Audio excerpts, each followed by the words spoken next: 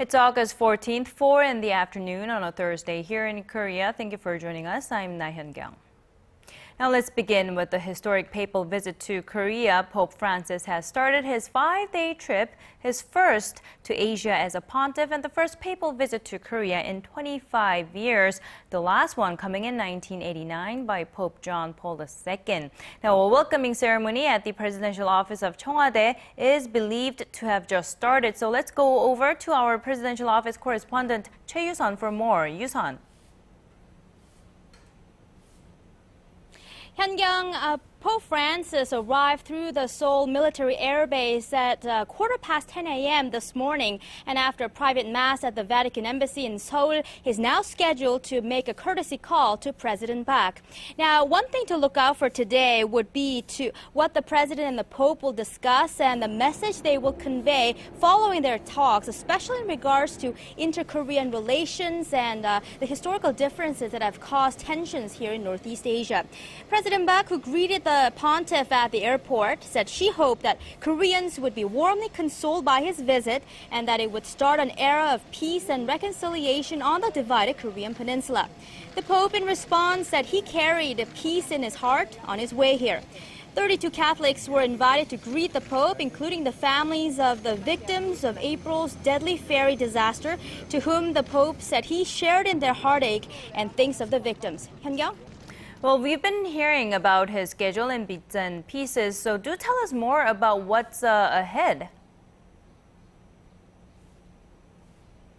Well, on the papal itinerary that for the rest of the week include the Pope officiating a mass to celebrate the Assumption of the Virgin Mary on Friday in the central city of Daejeon, and beatification of 124 Korean martyrs in downtown Seoul on Saturday. There will be 2 other masses, one on Sunday to mark the closing of the 6th Asian Youth Day, and another one on Monday on peace and reconciliation on the Korean peninsula, to be held in Seoul at the Myeongdong Cathedral.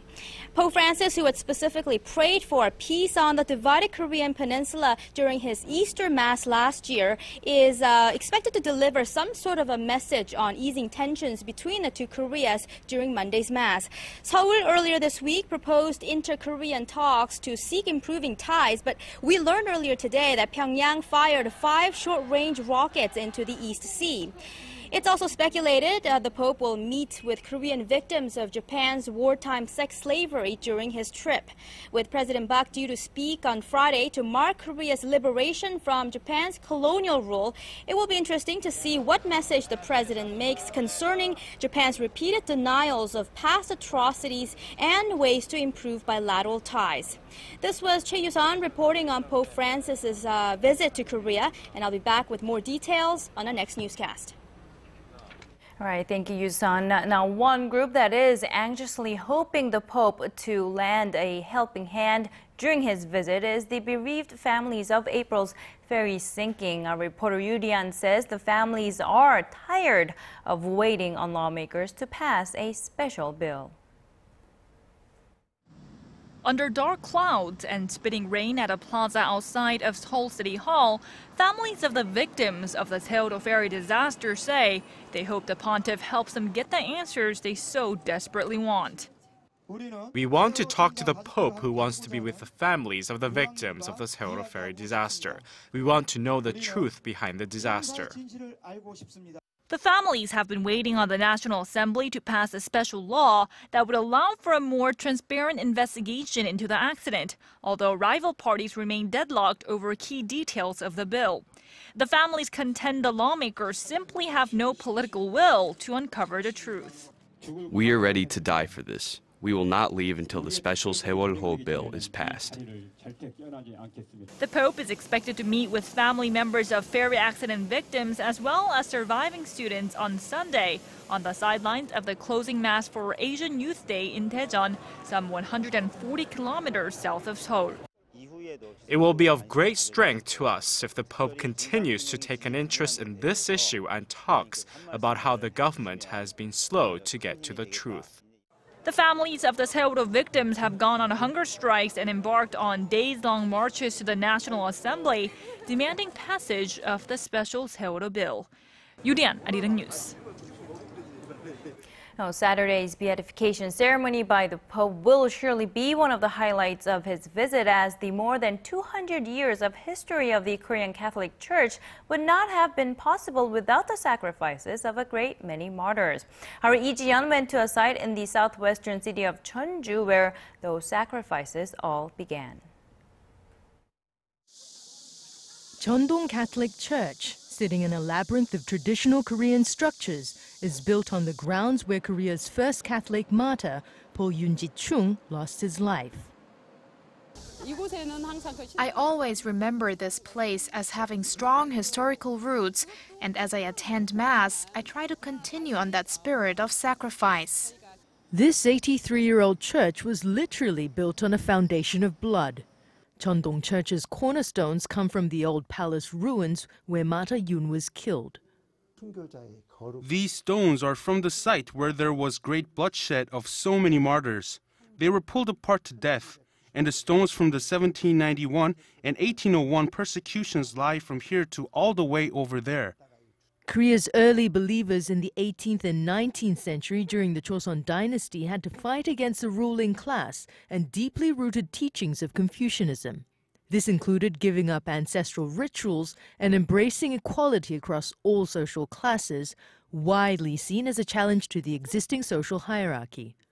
Until religious freedom was granted in 1887 in the country, thousands fled persecution but lost their lives. And of them, 124 will be beatified during Pope Francis's visit, including Korea's first martyr, Yoon. But not many visiting Cheondong Church are aware of the significance the place holds. They're mostly tourists who come to admire the Romanesque architectural masterpiece with beautiful domes and simple but commanding lines. They are also mostly unaware of the irony of the church's location, which makes it all the more meaningful, because it sits right across Gyeonggi-jeon, a landmark where the portrait of the Joseon dynasty founder is enshrined. The royals, such as King Jeongjo, who persecuted Catholics, are remembered there. But we built our grounds here with the belief that making peace as we sit side by side is most important. And that idea of peace and reconciliation is a powerful message that extends beyond the boundaries of this religious landmark. Lee Ji-yeon, ARIRANG News. Now, also other sites where thousands of Korean Catholics were persecuted are the west and east small gates from the Joseon dynasty. The gates themselves are no longer in existence, but they hold value in Korea's Catholic Church. Here's our Im Yoon-hee with more. The history of Catholicism is only a few hundred years old in Korea, much shorter than some of the European counterparts. But this short history saw some very dark times for those following the Catholic faith. Years of violence and persecution of thousands of lives marks the religion. And even after all those years, two of the most important landmarks to the history of Catholicism in Korea are honored through this exhibition. This exhibition is about the east and west small gates. The west gate in particular is where many people were persecuted and history was passed down. The Seoul Museum of History is a major contributor to the historical documentation of not just Seoul, but the entire country. Although the two gates are no longer in existence, their historical value is brought to life through the various exhibition pieces. It's a thorough look into the diverse history, a valuable resource for learning about the two gates where thousands and thousands of lives were martyred. The East Small Gate, or Dongseomun, was located near what is now Haewadong, and it's where everything started. It was considered a gateway into Asia by many of the early monks. But the West Small Gate was where most of the persecutions took place. 21 of the 124 individuals to be beatified by Pope Francis this time around lost their lives at the West Small Gate, and 44 of the past 103 canonized died there as well, all lives recognized through this mesmerizing installation art. History can be tracked through journals, or even through paintings and art. What was once a somber sight in the past is now a memory that can live on in the millions who now follow the Catholic religion today. Im Yoon-hee, ARIRANG News.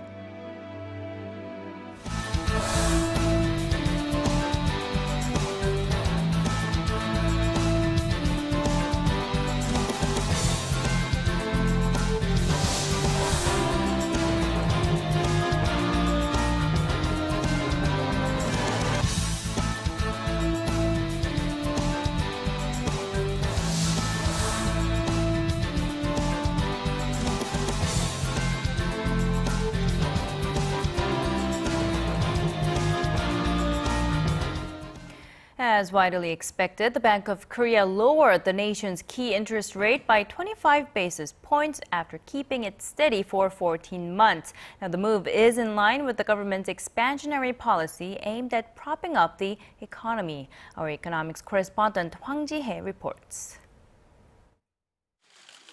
The Bank of Korea has joined a government-led campaign to spur growth in the wobbly economy. It lowered its key interest rate by 0.25 percentage point to 2.25% following its monthly monetary policy meeting on Thursday. It's the first rate cut by the central bank since May last year. Governor Lee Ju-yeol said the cut is a preemptive measure to stop the economy from slowing further while inflationary pressure is low. The rate cut, together with the government stimulus measures, is expected to improve consumer sentiment and contribute to maintaining growth momentum. The central bank's move comes after the government unveiled a set of aggressive stimulus measures last month, including additional fiscal spending of roughly $11.5 billion. President Park Geun-hye has also called on economic policymakers to take all possible steps to stop the country from falling into Japan-style stagnation. But concerns linger that lowering the key rate could result in more household debt, which already stands at around $980 billion. While the governor admits that the rate cut would have a negative impact on the snowballing debt problem, he says the level is manageable, at least for now. It's not the absolute amount of household debt that we have to focus on. It's whether the increased rate of household debt exceeds the increased rate of income. This month's rate cut was widely expected as Lee recently mentioned that the bank agrees with the government that the Korean economy is facing challenges. While pundits have raised questions about the central bank's independence, the BOK chief was clear about its neutrality, saying the bank does not make decisions that stand opposed to their assessments of current economic conditions. Hwang Ji-hye, ARIRANG News.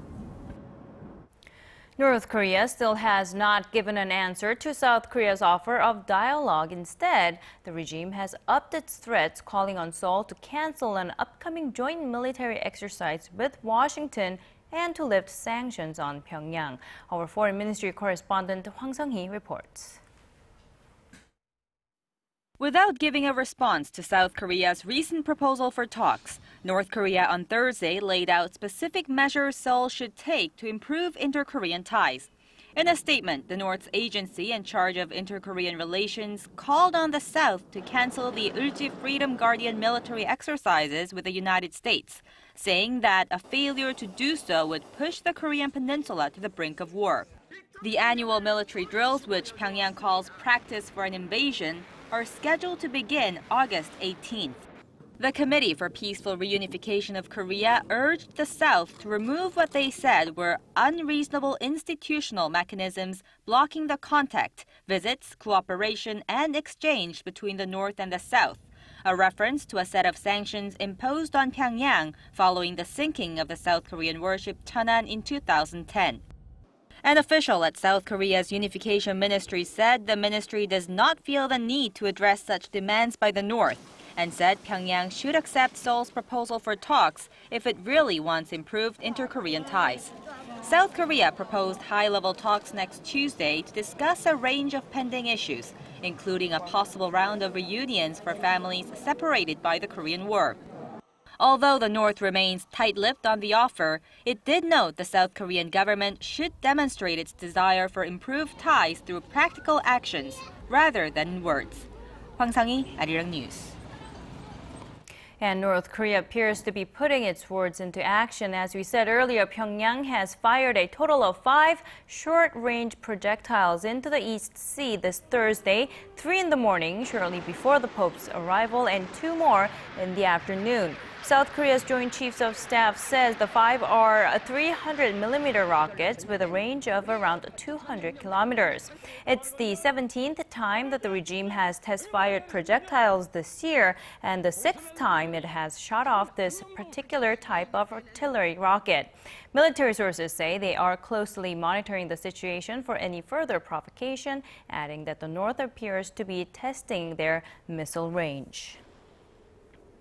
Indonesia's top diplomat says North Korea has come up with a specific and concrete proposal that could reduce tensions on the Korean peninsula. Indonesian Foreign Minister Marty Natalegawa met with his North Korean counterpart Lee Soo-yong in Jakarta on Wednesday.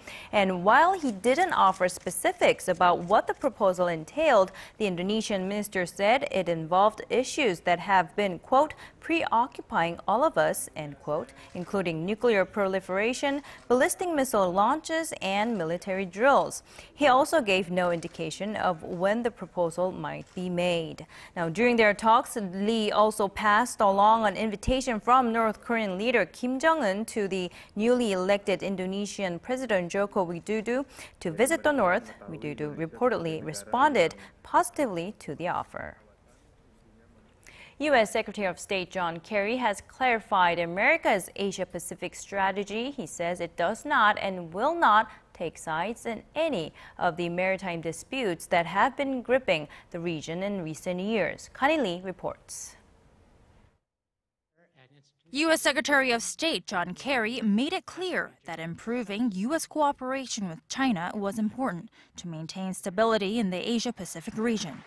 Speaking on Asia policy at the East-West Center in Honolulu on Wednesday, Kerry also mentioned that the U.S. does not take positions on the territorial disputes in the South and East China Seas.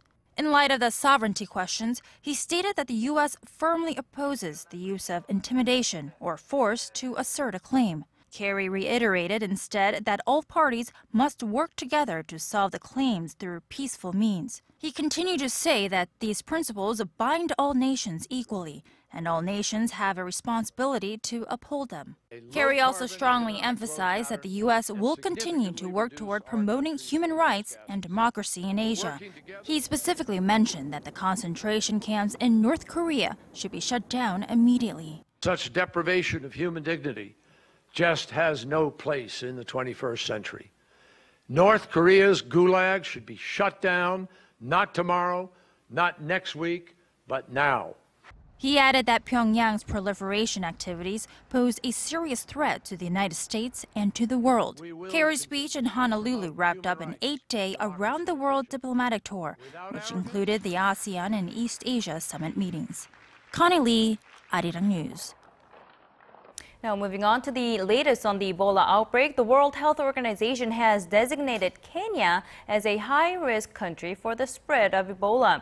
Located in eastern Africa, Kenya is a major transport hub with more than 70 flights per week from West Africa.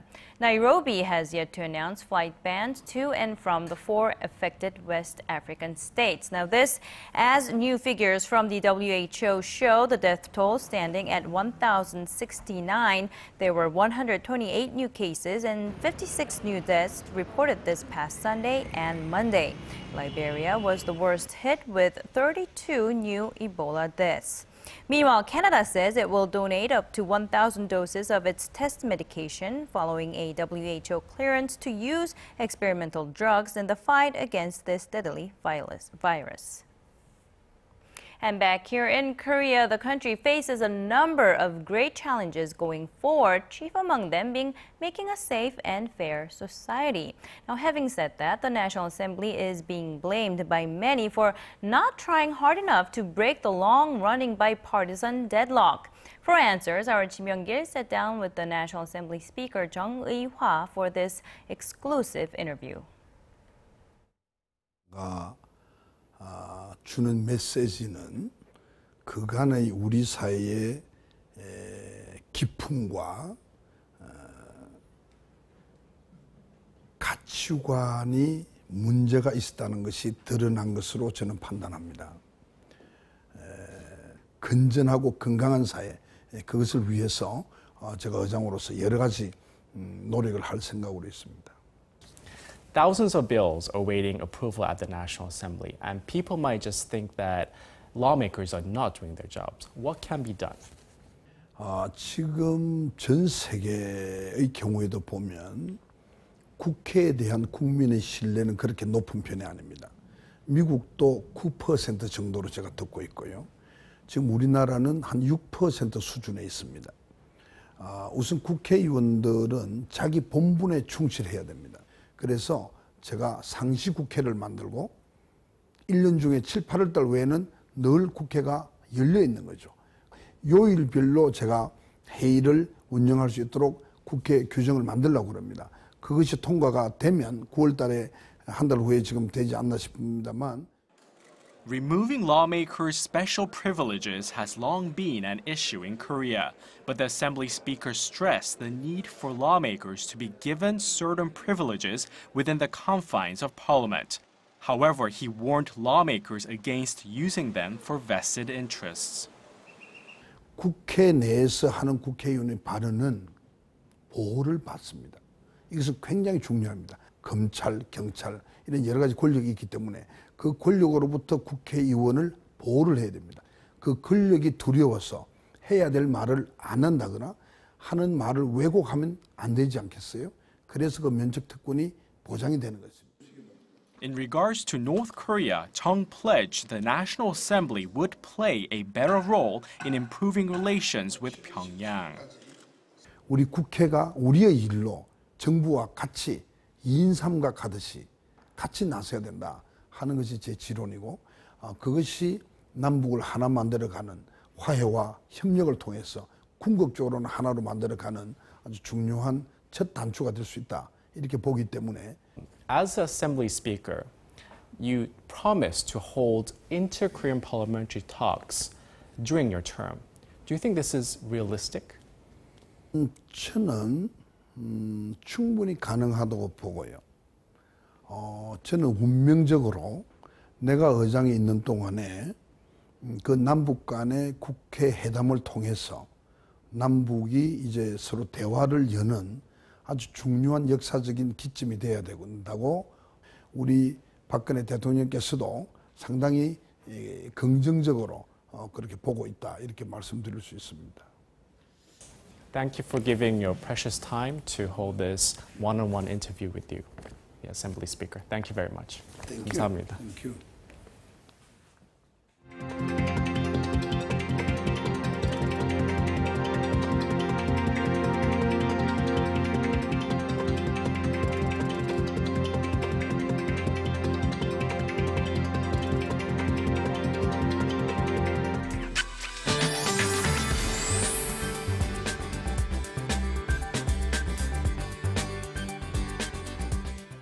Good afternoon, I'm Michelle Park here with the latest weather forecast.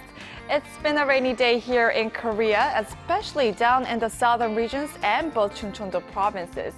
Now, due to the rain, temperatures are staying relatively low in the 20s, so make sure to keep that in mind before heading out. Now, things will clear up tomorrow for the Pope's visit, but unfortunately, we are expecting a nationwide rain on Sunday and Monday as well. Now, going over to our temperature readings. Seoul will top this afternoon at 27 degrees. Meanwhile, the southern cities such as Gwangju and Busan will top out to 25 and 24 degrees. Now moving over to other regions, Jeju Island tops over to 26 as well. Dokdo reaches 23, while Mankungang tops at 17. Well, that's all for now. I'm Michelle Park, and here's a look at the weather conditions around the world.